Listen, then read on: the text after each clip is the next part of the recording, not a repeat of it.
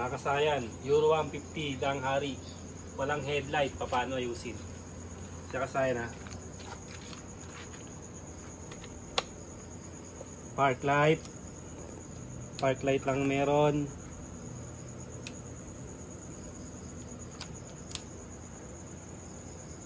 Tapos headlight wala. Kasayan na. Bali dito pa lang malalaman natin na naglulus na yung kanyang switch. Ito yung park light. Dapat pag sinagad natin yan, iilaw na yung ating headlight. Siya ba?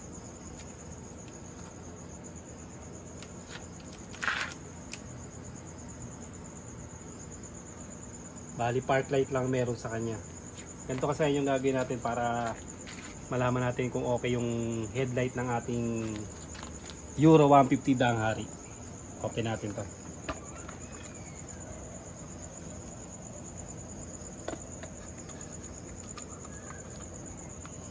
Ito, ang color coding ng headlight nito ay etong white, ito yung low beam. Ito namang blue, ito naman yung high beam. Tapos etong green, ito naman yung kanyang ground. Siya kasaya na. Bali, itetest natin to kung iilaw siya. Ang gagawin natin dyan, pwede tayong kumuha ng maliit na wire. Yung aabot lang sa ating pagtetesan kung okay itong ano na to. Kung may test light kayo, mas maganda. Kung walang test light, ganito lang yung gagawin nyo.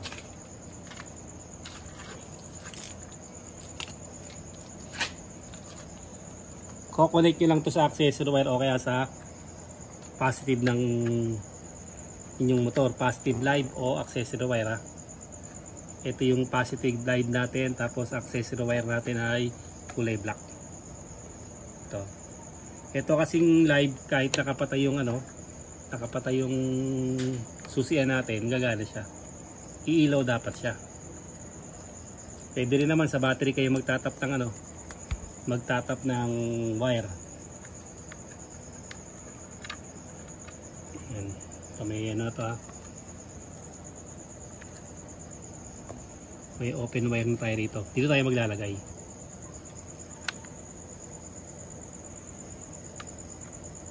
Tapos lalagay natin dito sa white kung iilaw siya. Dapat iilaw siya. Ayan, wala. Tapos testing din natin yung blue. Hindi tumilaw yung white, sa blue naman tayo. Wala yung low beam, sa high beam naman.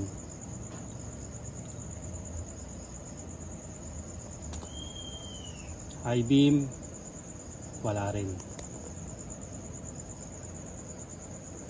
Wala ring high beam. Ngayon, kung walang ground, hindi gagana yung low beam tsaka high beam. Dapat meron siyang ground. Sasayin yung ground natin ha.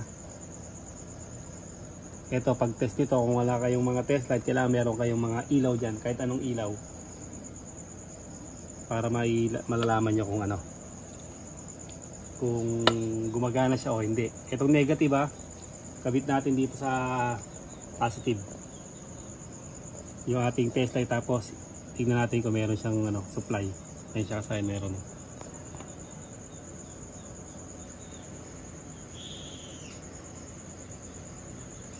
Meron siyang supply. Ngayon kung i-test naman natin yung ilaw, lagay natin to sa negative. Lagay natin to dito, tapos buksan natin yung switch. Laro-laruin natin yung switch. Ayun siya kasi wala. Tapos high and low, wala din. Sa kabila, wala din siya dito. Bali ang problema kasi maaring pundi yung ating bulb. Maaring pundi ang ating bulb, maaring sira yung ating switch, maaring wiring. Kasi na. Ito, tulak lang to. Sa isa lang.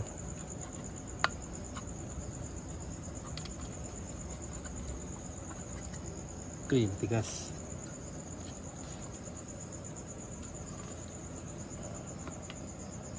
Kasi tigas ng ating plies na na-stack up.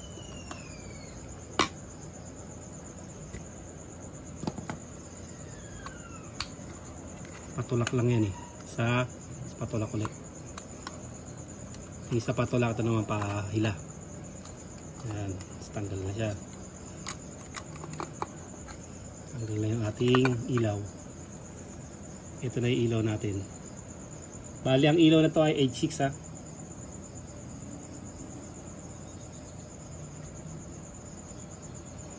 Tulak tapos pihit. Ito siya. Halogen. Try natin na yun to kasayan. Try natin sa rekta para malaman natin kung talagang sira siya.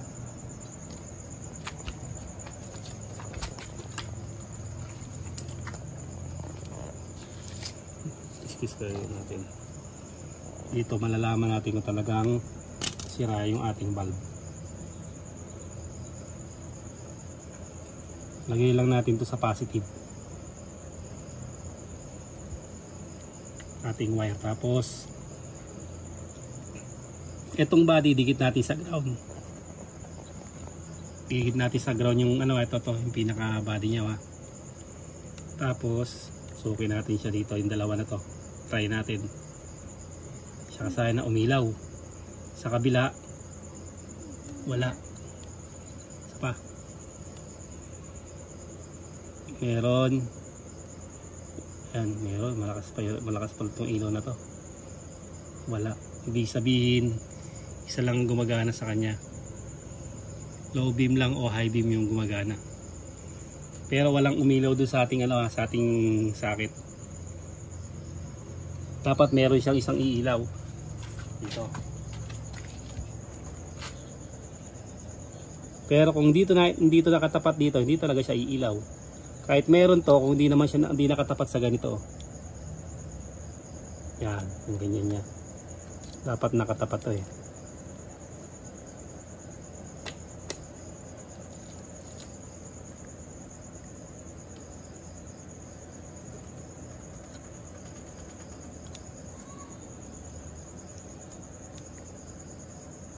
Siya nga kasayan na. Buka muna tayo ng ilaw. Ito na yung bulb natin kasayan na. Titest muna natin para sigurado tayo kung okay ang high and low. Siya kasayan na. White, yellow. Ibig sabihin okay. Tapos ilalagay natin sa socket. Dito kasi sa headlight kasayan maraming pwedeng maging sira. Pwedeng headlight, pwedeng headlight socket, pwedeng high and low switch, pwedeng wiring. Kabit natin siya sa na. Yan. Tapos yung kagayang pag-testing natin, positive, ididikit lang natin sa low beam. Wala. High beam. Wala rin.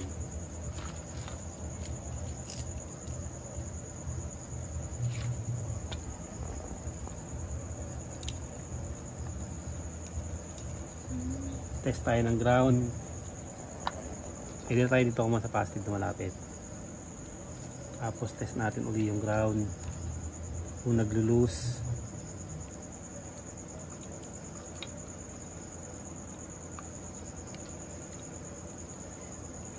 Wala. Positive.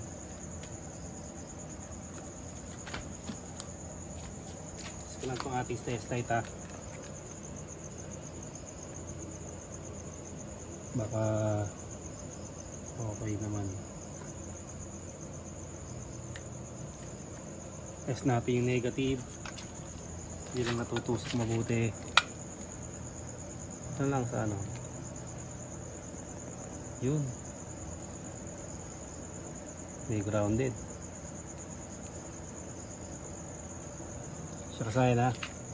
Ito yung tinetest natin dito.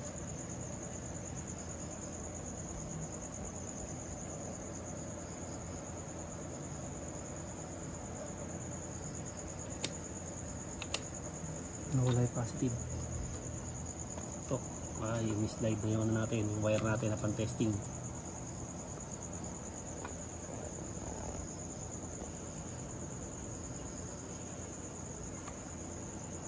Ayun siya kasaya na. Yan, yung pang test natin. Kasi itong bulb natin na testing na natin na okay. Lagyan natin sa blue. Wala. Lagyan natin sa white. Yun, umilaw yung white. On natin yung ano ha. Sa white, okay. Sa blue,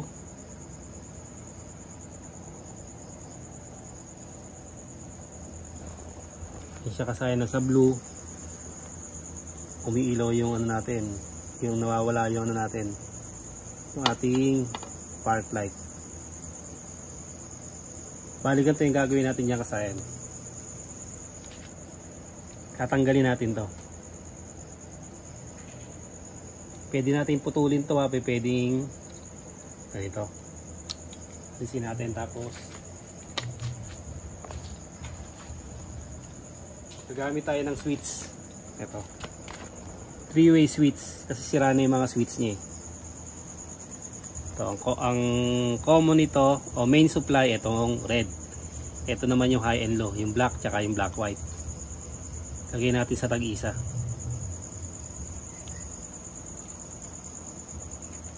Siya kasaya na, lagyan natin sa tag-isa.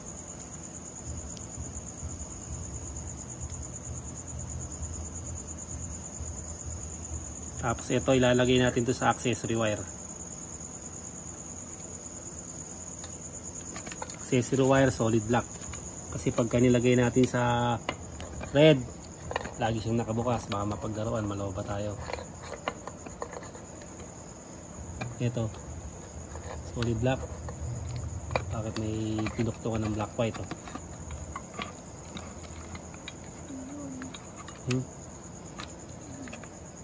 Solid black.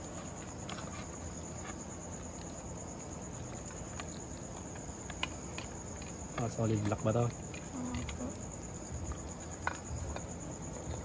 Kailangan walang halong ano.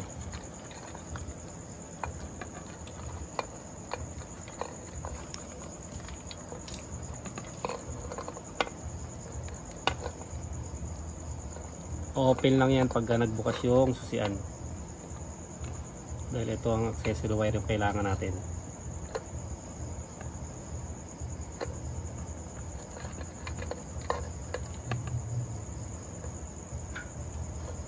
Try natin ngayon. Sa natin yung susian. Okay. Off mo yung susian. On. Okay, accessory wire na siya.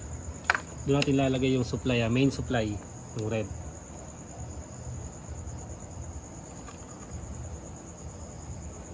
Bali nakahang na siya kasayan ha. Kahit kung may grounded siya, halimbawa mawawala na yung grounded kasi nakaibang ano na siya, ibang linya na. Tapos itong ground, lalagay din natin sa ground. Ito, tulad dito, body ground. Sa kasayan na, yan yung testing muna natin sa body ground. Buksan natin. Wala. On mo yung susian. On yung susian. Yellow at white. Yan siya kasaya no.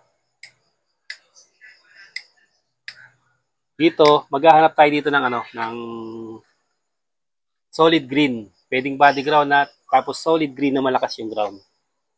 Maghahanap tayo ng solid green yung maganda yung ground. Dito, hanap tayo dito. Ito, solid green ba to? Linya na yan yata. Baka may red. Kailangan green na green. Ito, wala tong linya. Ito.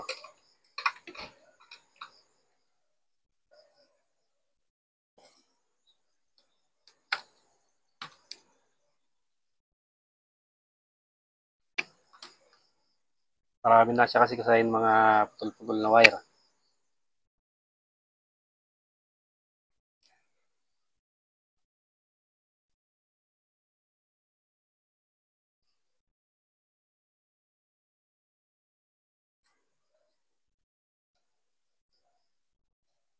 So, naka-open na tayo.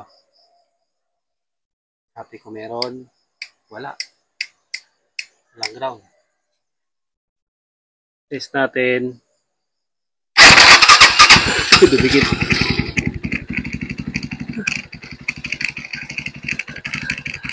Yung starter natin. Ayun.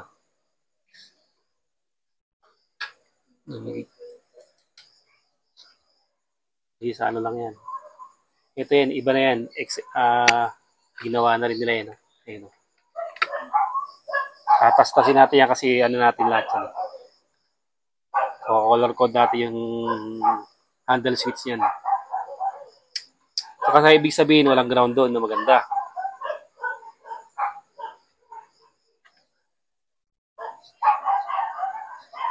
Alam pag dito, pag sa body,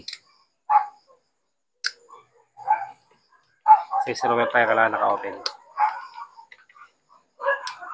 Yan, okay tayo dito. Yan ha. Okay tayo dyan. Dito sa isang green.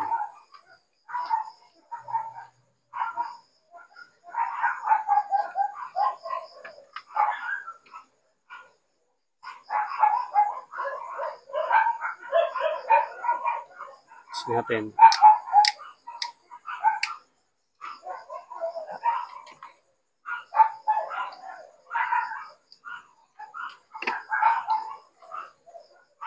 Layo siya.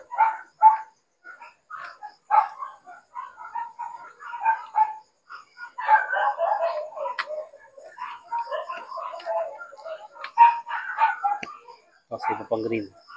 Ito, ano to?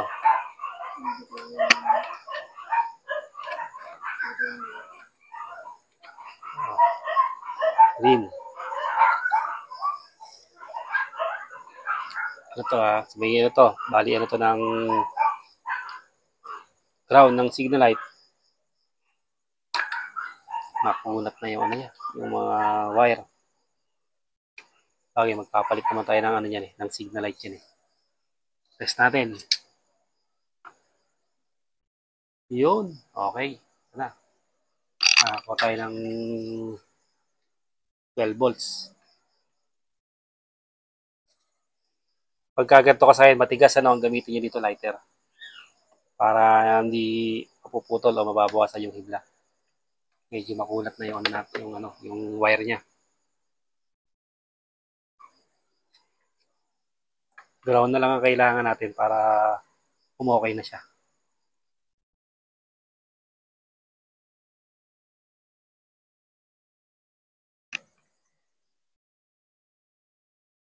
Kasi sira na to Sira na yung niya, yung high and low. Tapos sira na rin yung niya. Yung switch niya pag pag angat nyo, dapat naka-low beam na siya.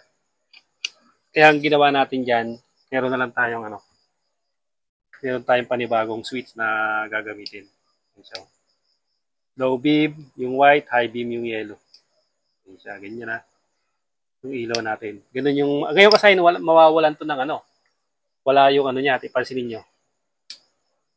Low beam, pag naka-low beam tayo, nag-high beam tayo, wala. Wala yung high beam natin, Ito gagawin natin dyan, Kukunin natin tong high beam. Yung high beam niya,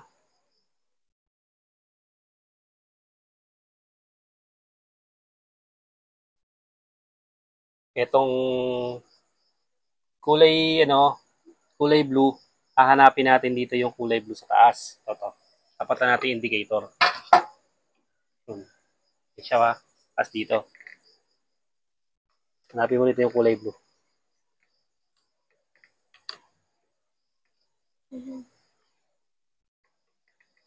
Blue hindi light blue. Saan? Yan. Dito. Ito yung natin Ito kasi diretso to. Pag wala tong ground, halimbawa ito, walang ground to, pwede rito kunin. Pero kung meron tong ground, puputulin yung blue rito. Puputulin yung blue yung kulay blue lang. Pag putol, ilalagay dito. Ilalagay dito sa may high beam na to. So, testing natin muna rito Para meron siyang, gumana pa rin yung kanyang yung high beam indicator.